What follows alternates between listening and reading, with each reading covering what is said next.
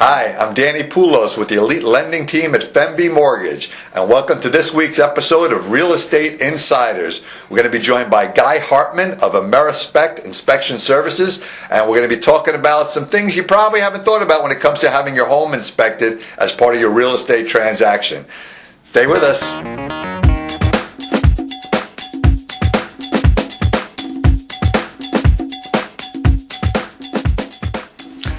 Hi, thanks for joining us on Real Estate Insiders. We're here with Guy Hartman of Amerispec Inspection Services, and we're going to be talking about home inspections and how they relate to the real estate business.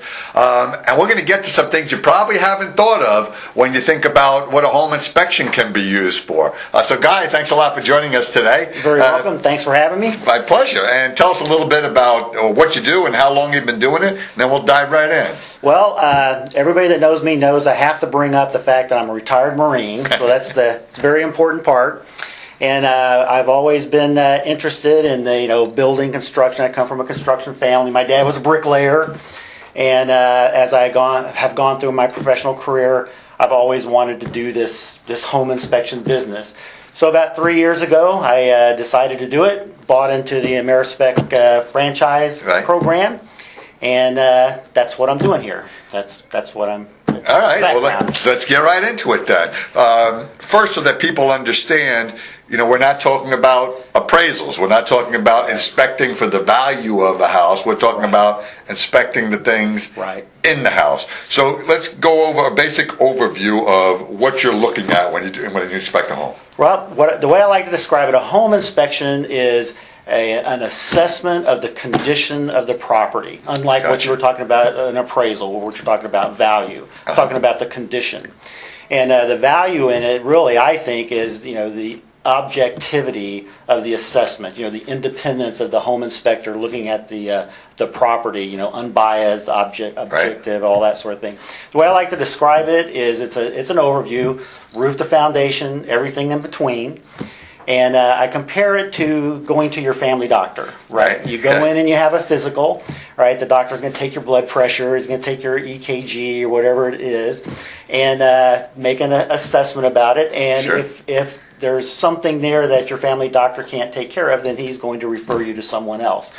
Basically, that's what I do when I do a home inspection. And just like your family doctor, I guess you don't always know when you need to go. You may feel fine and not know that there's something wrong. And I guess as an inspector, you're getting in there and really and seeing the true condition of the house, just like a doctor's really figuring out how you're doing physically. Exactly.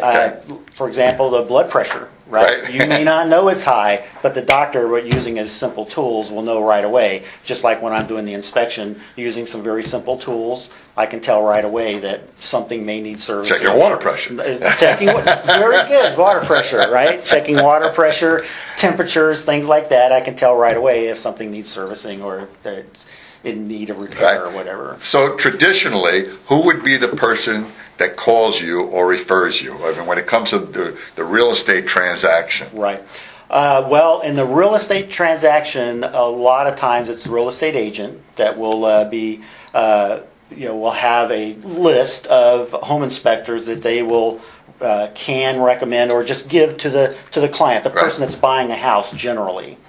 And some clients do their own research where they go on the internet and do research and find the home inspectors, and they'll call and interview several different ones, and that's where it comes from. Either during the real estate transaction, working with their agent, or they do independent research, and that's how they find. And I want to really make the point that it's not by chance that right in the real estate contract it says you have a right to a home inspection. And I can tell you, even in the mortgage banking business, they're about to add that into our paperwork, that when you apply for a loan, it's also out there again that you should inspect the home. So even though we're really just we're lending money for the home, they're going to make it part of our disclosures that we encourage people to have home inspections. So that's good for you too, I guess. It's very and good for the homeowner. I think it's good for America. I think it's good for the consumer. I think it's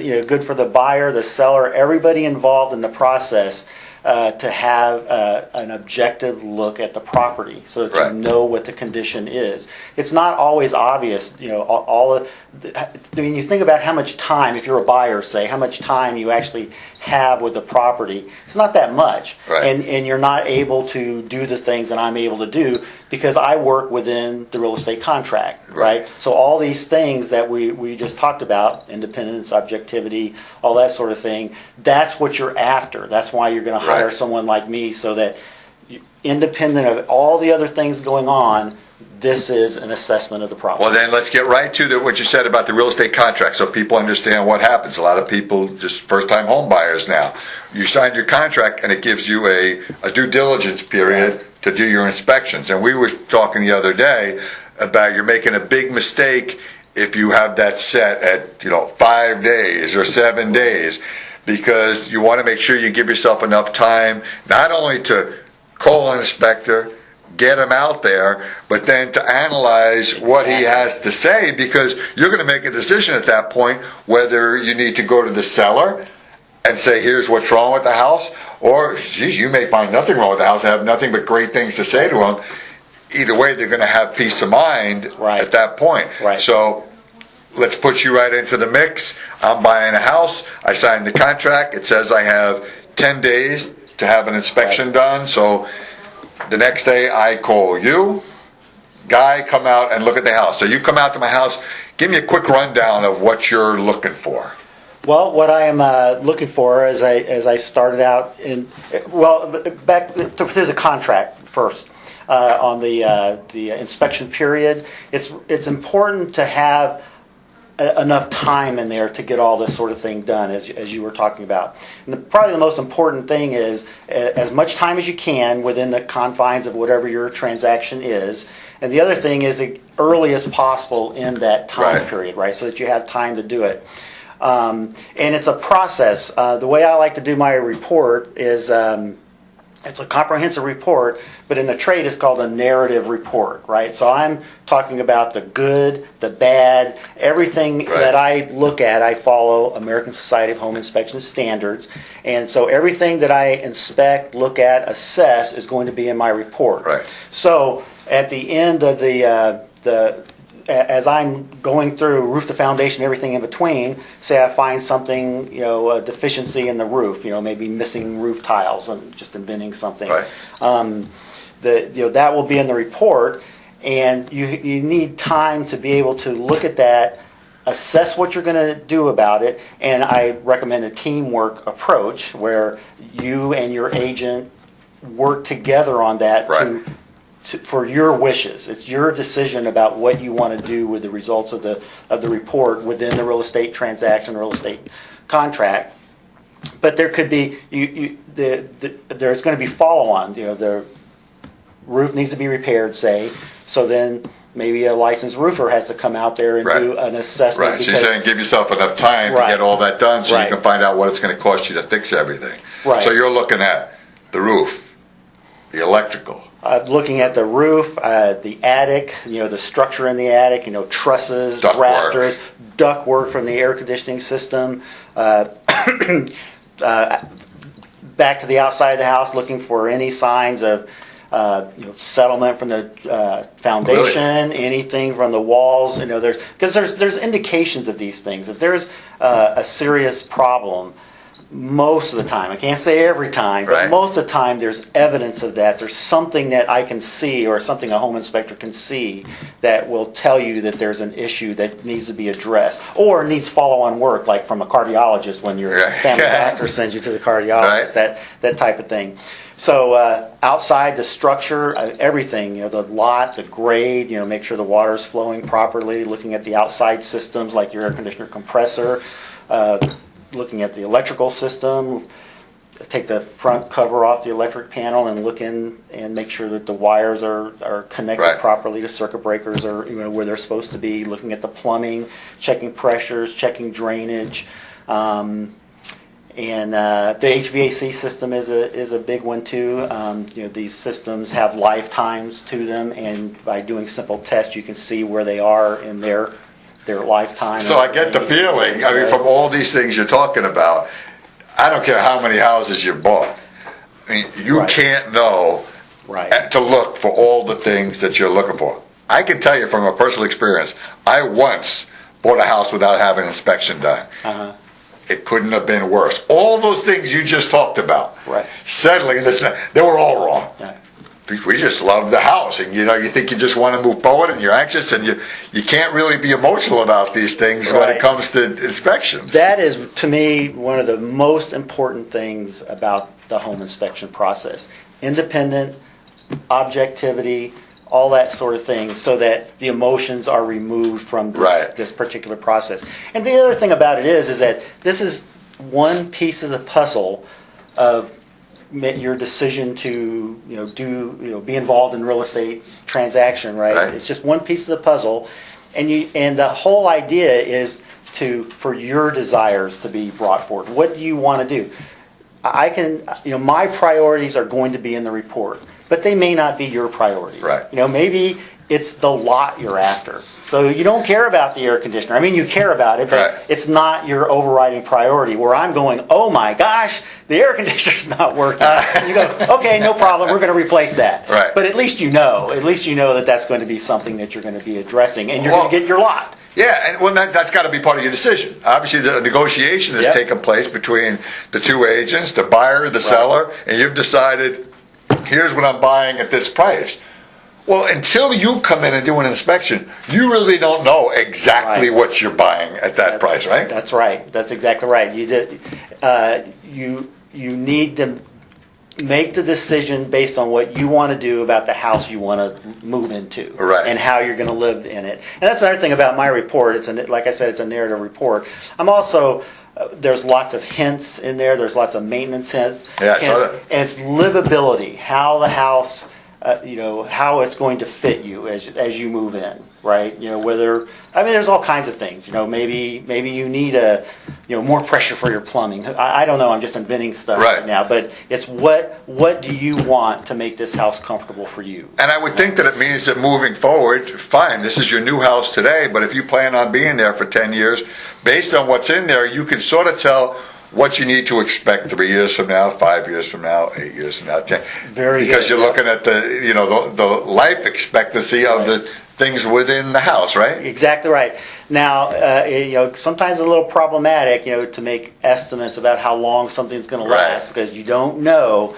But there's statistics that back up some of Sure. some of the ideas about how long some of the systems will work, and if you see a deficiency in the system, what it means about its performance, and maybe how long that's going to last, and that sort of thing. Right. And before we take a break, I wanted to cover one other thing is when someone selects an inspector, I've seen a lot of people that are general contractors and Right. they're home builders and they Right. become inspectors. And I really got a feel from talking with you and seeing what's in the book that there's a difference between knowing how to build a house, which is hard in itself, and knowing what to look Right. for when you inspect the house. So your training is as an inspector. That's right. Contractors bring a wealth of experience Sure. to the problem or to the issue. But the thing about it is that you're exactly right. Building a house, being responsible for the house is different than inspecting the house. Especially, and we're going to get into this later, especially if you're the one that built it. Right. You're the one that's looking at it. It's just human nature to think it's better maybe than it really is. I forgot where I was going. Well, that's a good time for a break. Okay. We'll take a break because we're going to talk about some things you haven't thought of when it comes to home inspections.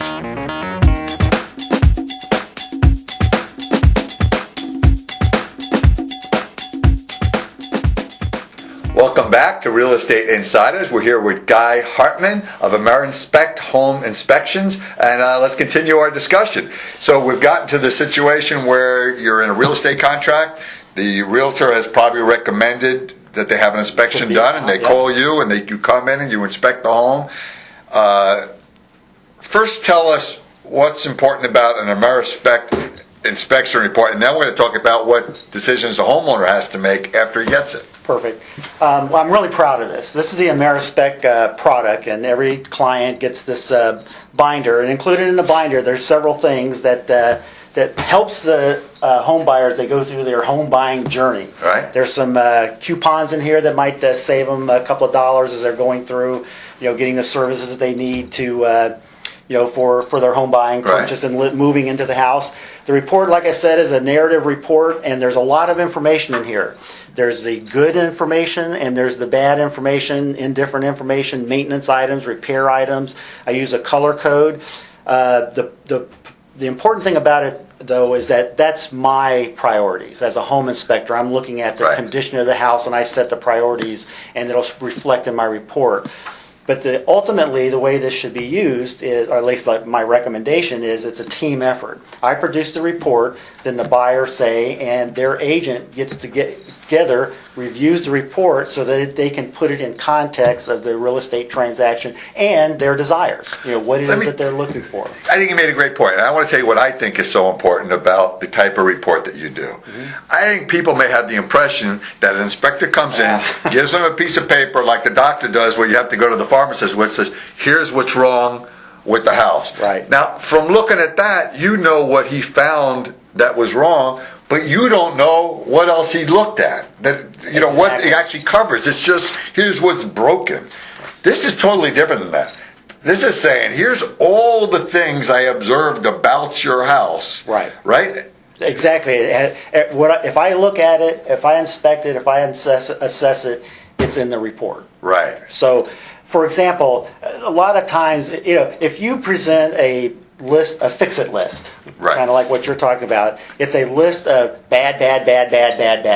It doesn't, it's just human nature to react to that, right? And maybe get a little excited about it. Right. But that's why I like the teamwork effort. Right. The agent, everybody is involved, and I'm available for questions and all that kind of stuff if we need to clarify something in the report.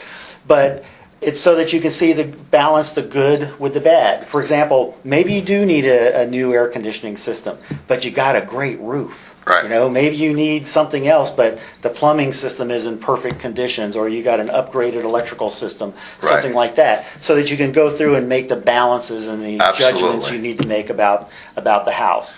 So this is I'm very proud of this. It's a what's the word? It comes from Amerispec. The software comes from Amerispec, and proprietary. Proprietary. I knew we'd get to it. There you go. And so it's a little bit different than what you might find in other software packages.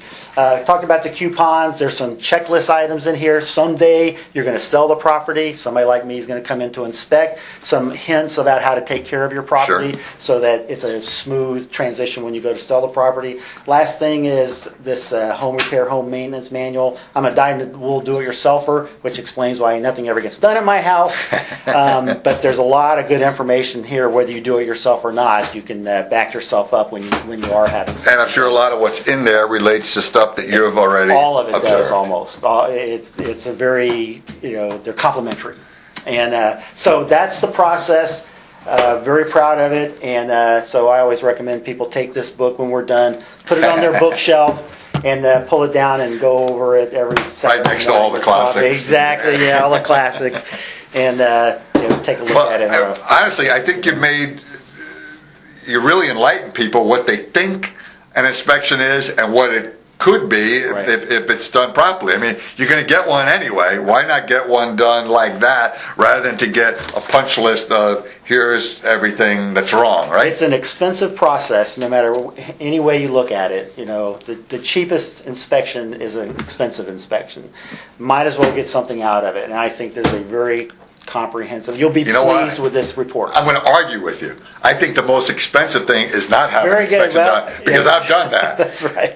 So, I mean, when you talk about all the expenses involved in a real estate transaction, this is one of the least expensive things that you deal with, and it's the thing that really ends up saving you the most money. I'll say it like this. This is the best value you're going to find out. I agree.